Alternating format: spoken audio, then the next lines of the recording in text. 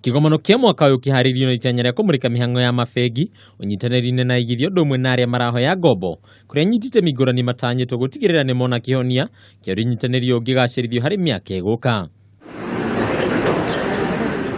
Ngavana wa bengi nene Ndagĩtarĩ Patrick Njoroge nĩagwetete kwaga kũrũngĩrĩra kwa mĩhango ya hau kabere ya bengi itiganĩte tarĩ yo yacũngĩrĩirie watho wa kũnyihia njoherera harĩ ngombo kũhĩtũkio nĩ mbunge ya bũrũri.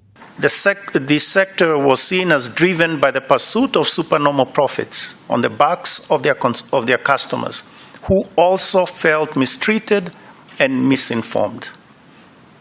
Obviously, this experience is one that banks and other stakeholders need to learn from.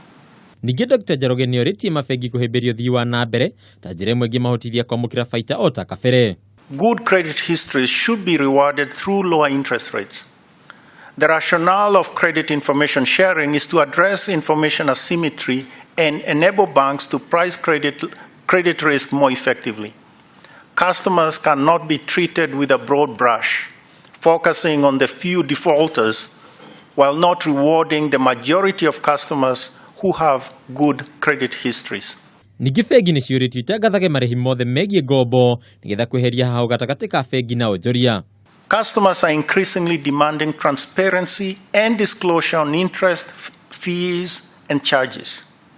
Banks must fully disclose their interest rates, charges, and particularly the fees perceived by the customers as being hidden. Kigomano kia mwaka uyu nĩ gĩa gatandatu kũhanĩka kuma rĩrĩa rũhonge rwa mabengi rwambĩrĩirie mũtaratara ũyũ mwaka-inĩ wa 2012.